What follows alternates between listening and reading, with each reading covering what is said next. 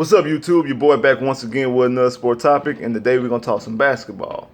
Orlando Magic basketball. Now the dust is settled from what I feel is the most eventful free agency period that I've ever seen.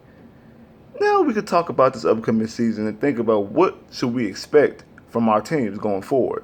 And I expect and can see the Orlando Magic being a top 4 team in the Eastern Conference. The reason why? Because I've told you plenty of times. There's only 2 concrete teams in the East. That's the Milwaukee Bucks with the MVP Giannis and the Philadelphia 76ers because of all the talent that they have.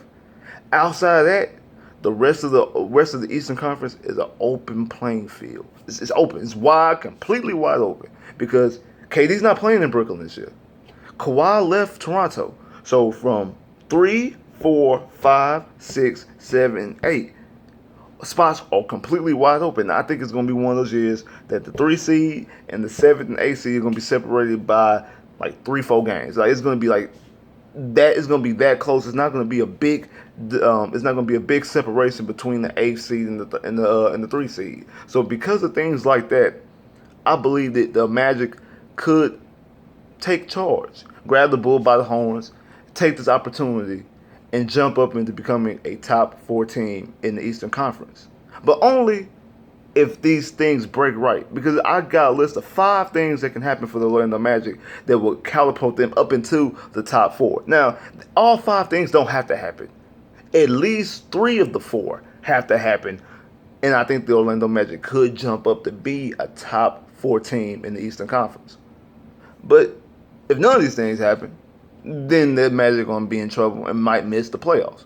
But we're going to talk about it exactly and break down exactly what 5 things am I talking about that will help the Orlando Magic put themselves as far as a contender in the Eastern Conference, as far as not just getting to the playoffs of the 7th or the 8th seed, getting knocked out the first round, getting swept, and losing in 5. Being a team that can get to the top 4, have home court advantage, win the playoff series, and then see what happens rounds 2 and 3 and so forth. See exactly what happens. So we can put ourselves in the best position possible to succeed in the NBA playoffs. So let's talk about this. The 5th thing, number five, for the Orlando Magic is Nikola Vucevic going back to giving you exactly what he gave you last year, 20 and 12. Now taking a step back. He doesn't have to take a step forward. Of course, we would love for him to get 25 and 15. We would love that. That'd be gravy. That'd be extraordinary. But we don't have to have that. But in that same breath, we don't need him going 18 and 11 or 18 and 10, things like that. We don't need that. We need that 20 and 12 all year long. We need that same energy. That same energy that you brought last year, not the energy that you brought to the playoffs. We're going to talk about that in a minute. But the energy that you brought in the regular season that got you to your first All-Star, we need that same energy. We don't need you just to be booming just because you was in the contract year. We need you to have that same exact energy. Because in the Eastern Conference, especially since Al Horford has moved to the 76ers and Devin is going to be playing the 4 because you have the 5 and Joel Embiid, he has a great opportunity to become an All-Star once again because there's not that many centers in the East that he can, that will, I guess, jump him. If he gives you that same type of production, once again, he should be an All-Star one more time. And that starts to cement you more once you start being a 2-time, 3-time All-Star type thing. That starts cementing you as a caliber player that you are.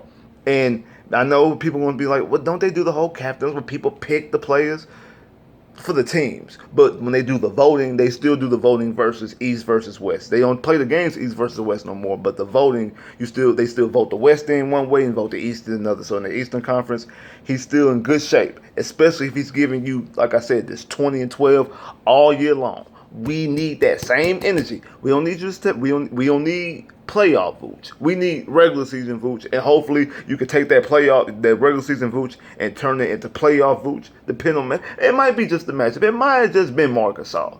I'll try to give you a benefit of doubt, even though I was extremely hard on you and I needed to be, and I still am. But I'm gonna give you a slight benefit of doubt. It's slight, but we need that same type of energy all year long. That's one of the things that we need. The fourth thing, Terrence Ross become the sixth man of the year. Now, when I say that, I don't actually mean the award, even though that's what I want him to have, but I mean that he's in the conversation. So let me rephrase it. He's in the conversation all year long of being the sixth man of the year. And I think he actually has the opportunity to win it because the guy who's won it for the past couple of years, Lou Williams, he ain't gonna average 20 points off the bench no more because now they got Kawhi and Paul George. Because before, even though he was coming off the bench, Lou Williams was the best player on the Clippers. Now that you got Paul George and Kawhi Leonard, he's no longer the best player on that team by no stretch of the imagination. So his opportunities and his buckets are not going to be the same. So he's not going to give you 20 points a game. Now he's going to give you 20 points one game. He's going to probably give you 30 another game, things like that. But as far as the season average, he's not averaging 20 points this season unless something happens, unless something terribly goes wrong for the Clippers. So that's going to knock him down. I think he's going to be averaging around like 15 points. So it's going to take a notch down. That gives other players off the bench, other six mans for other teams to boost them up. And remember, Terrence Ross is the only NBA player last year that hit over 200 threes and then start a single game. He's also he's third in the league in points per touch behind Kawhi Leonard and Paul George. And I didn't realize that until after the whole Paul George and Kawhi Leonard trade happened. They were talking about it. And I'm like, huh. And they had Terrence Ross points per touch was ahead of Klay Thompson slightly. I think it's about like a half a point, something like that. But and he was only under Kawhi. He was under only Kawhi and Paul George, I think, by a point. So in saying things like that, like he has an opportunity. I know a lot of people, speculation like, hey, should we start Terrence Ross? No, Terrence Ross is best suited to come off the bench. After watching the Thunder back in the day when James Harden was the Thunder, that showed me how important a sixth man is because you need that second wave of scoring when your stars are not on the floor. You need somebody to score on the bench. Bench points are very crucial in the NBA. So you definitely need somebody to help you get you points off the bench. And he's like Terrence Ross is like a microwave. That's why we call him the human torch because he gets hot and he'll light it up. Like he completely lighted up. So that's the type of spark plug that we need. And with his shooting range and his capabilities, especially with more opportunities, I think that he definitely could be a six-man year candidate. I also think because the Magic make the playoffs, we're gonna get a little bit more notoriety. I know this talks about we might be getting another jersey edition just for making the playoffs. Little perks like that. Remember, we only played one televised game last year, and it was the last game of the season. So we get more national televised games. I know that sounds kind of petty and things like that, but that does put you into conversations of other things, and other players. Your players start getting better. They getting notarized better. Remember, he didn't get any votes for six man of the year. AG didn't get any votes for any of the all defensive teams. So those things are because the Magic are not being looked at. This season's going to be different because they're a playoff team. This team is going to get looked at better than they were before. Not saying they're going to get looked at all the way. They're still not going to get what they should be getting, but it's going to be better than it has been for the past couple of years, especially since the Dwight Howard era. So, in saying that, if he continues to play like he plays and elevates his game, I think he averaged a little over 15 points last year. If he gets up maybe to about 16, 17 points a game, coming off the bench and being that spark plug, especially in national televised games, doing things like that, they'll throw him up into the six-man year of the conversation. Those are things that we need. Those second chance points, those bench points, those points off the bench, that second wave of scoring, that second unit, leading that second unit. We need him to do that. And I have full capability that he is. And I think he likes that role. That role fits him. It helps him offensively. So I think those are the type of things that we need. Now, the third one. This one's kind of slash. It's kind of a two-parter. But basically, Aaron Gordon and Jonathan Isaac need to improve. I need them to both continue what I've seen going last year. Last year they improved from the previous year. But I need them to continue that. I need Aaron Gordon to get into the conversation of being most improved player of the league. I know a lot of people talk about he kind of dipped last year. He actually didn't. Actually, he played. If you watch Aaron Gordon played much better this past year than he did the year before. Even though the year before he averaged, I think it was 17.6, and this year he averaged 16 point. This year he averaged 16 point like 5 or something like that.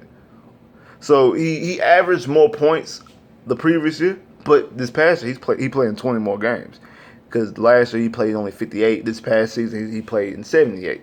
So he played in 20 more games. But everything else was better. Shooting percentage, 3-point percentage, points per touch, like his things actually boosted up. Now the complete average was dipped, and that's probably because, like I said, he played more games, and you just have one game that you didn't have that, or I know it was one game this season that he did leave during halftime and then play the rest of the game. Things like that hurts your average when you're talking about averages. All it takes is one mad game, especially when you have a period of a whole bunch of games. So just that one particular game that he ain't played or didn't play the whole game and stuff like that help drop his average down because it's more games, so the points is more spread out. So, but as far as improving, he's improved. And a lot of people be wanting to trade Aaron Gordon. The dude's 23. He'll be 24 when the season starts. He hasn't entered his prime yet. You don't enter your prime until you're 27, 28. So he's 3 to 4 years before we even get to his prime. I know a lot of people, we look at people like Giannis and we look at LeBrons and Kobe's and things like that. We look at players who were young, at young ages, elevate themselves to being MVPs and superstars. It don't happen for everybody. Everybody's not that fortunate. And also, especially in the game of basketball, when the ball's not being ran through, we ran the ball through Nikola. And if you think about the season starter and the season ender, both of those games, we ran the ball through Gordon, and Gordon did first game against the Magic, 25.16 rebounds. Well, 26.16 rebounds. Last game of the season, 27 points, 11 rebounds, I think it was. We ran the ball through. Now, the last game we had to run the ball through because Nikola didn't play. The first game everybody played, but they just ran the ball with Aaron Gordon. We need him to continue. We need him to go from 16 points to 20 points. We need him to we need to go from 16 points to the 18, 19, 20 point mark. At least 20. I mean, no less than 18 and up to 20. Anything past 20 is gravy.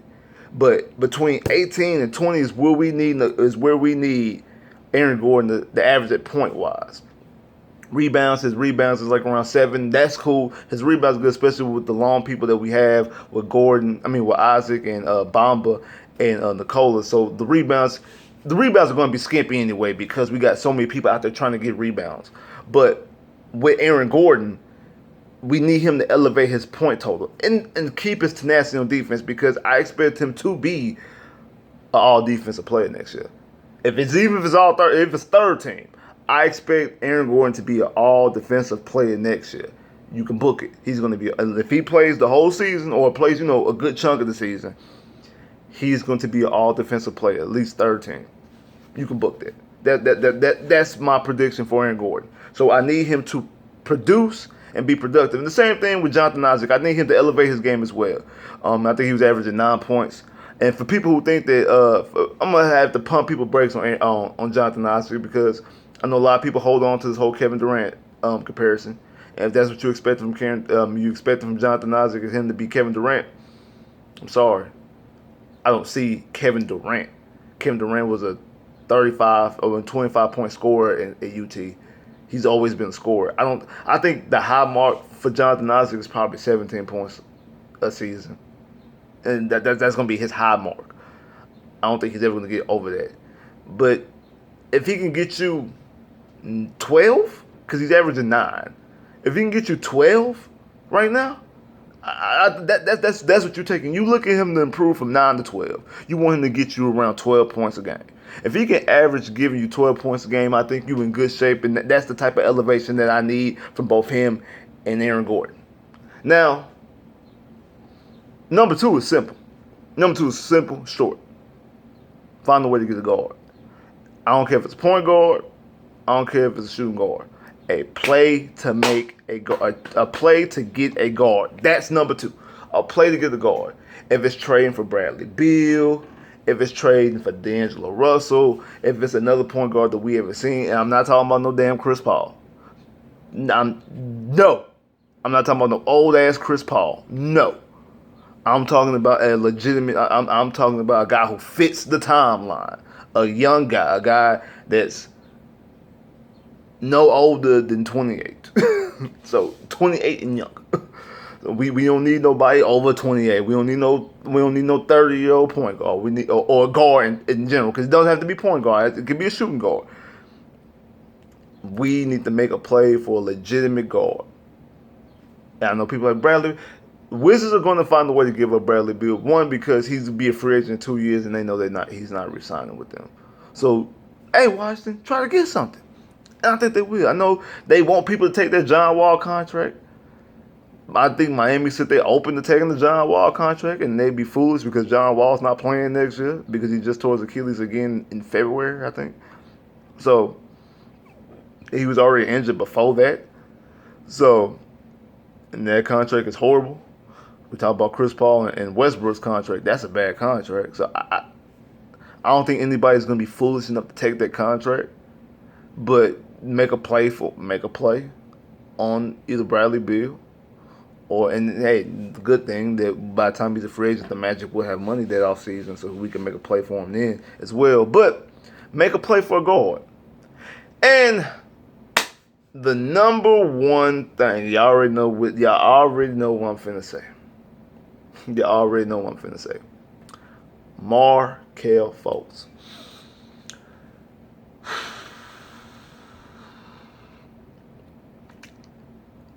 The number one thing for the Orlando Magic to be a top 4 team in the East, the number one thing, probably out of all these things, in my opinion, I think it's probably the one that's the hardest to happen.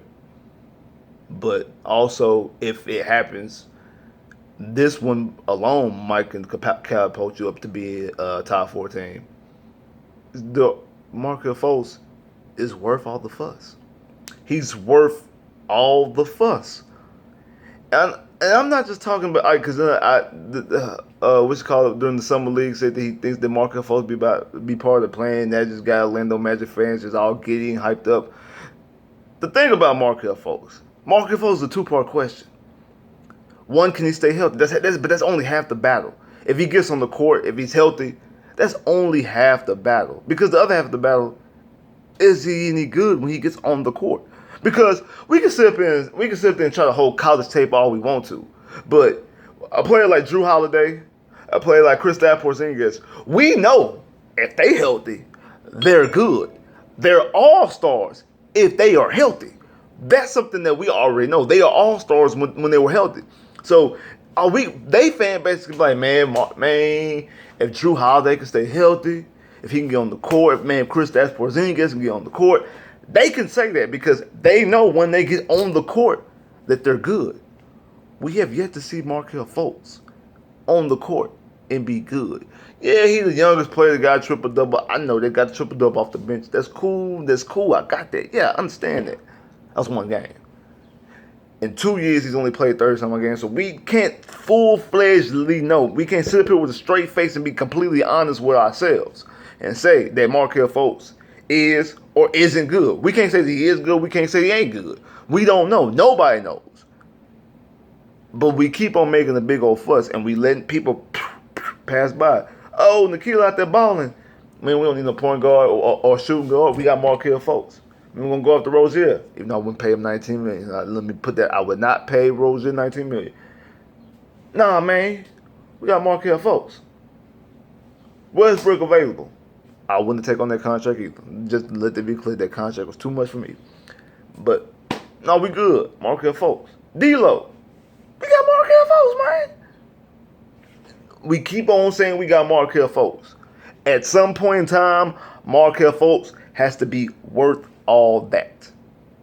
And if he is, if Markelle Fultz is worth that, we fleece the 76ers. The 2 teams are going to look stupid is the Boston Celtics and the 76ers. If Markelle Fultz comes out there and be an MVP candidate, all type of stuff like that, what people want Markelle Fultz to be, the 76ers and the Boston Celtics look stupid. One, the Boston Celtics allowed the 76ers to get up and trade the pick. And then the 76ers flipped it for a OKC pick, which might be a good pick now. And for Jonathan Simmons. So we gonna see. Because if he's worth all the fuss, if he's worth everybody clamoring for him, I'm cool with that. I want him to be worth that. But if he's not, it's something that could set your franchise back. So that's why that's the number one. That's the number one reason why the Magic could be a top 4 team in the East. Is that Markelle Fultz is worth the fuss. But like I said, it's a 2-part question because he has to, 1, be healthy, and 2, when he's healthy, actually be good at basketball. Because we don't know for a fact that he's good at basketball. We can sit there and hopeful. We could throw out college highlights all day. Like, man, look at him when he was in Washington. Man, he was cold. We don't know if we're going to see that same Markelle Fultz. Because I have issues with a guard who can't shoot. A point guard that can't shoot. Look at Ben Simmons. Ben Simmons is one of my favorite players, but he can't shoot. So he's limited. There's a lot of stuff that he can't do because he can't shoot. A lot of things that EP couldn't do because he couldn't shoot. And it hurts the offense because the defense knows this guy ain't pulling up. He ain't even taking no shots. He ain't even going to attempt a shot. Like Ben Simmons. Let Ben Simmons beat it by himself by a 3-point line all day. We know he ain't going to shoot. He is yet to, either he's 0 for 7 or has never attempted. Oh, yeah. I think he's 0 for 7 in his career. 0 for 7. He's only attempted 7 3-point shots. He's been in the league for 2 years. Only attempted 7 3-point shots. It's pathetic. You don't want that type of guard play because at least they have Embiid. Now again, you might say we got Jonathan Isaac, we got Aaron Gordon, we got Terrence Ross, we got Nikola, we got Fournier, we got all these other players, Mo Bamba, we got all these other players who can jump back and attempt shots. So we don't need Markelle Fultz to attempt shots. But if he's going to be your starting point guard, I'm going to need him to make some shots. Like, subscribe if you haven't, comment below if you haven't, click that bell, get more videos, I'll holla.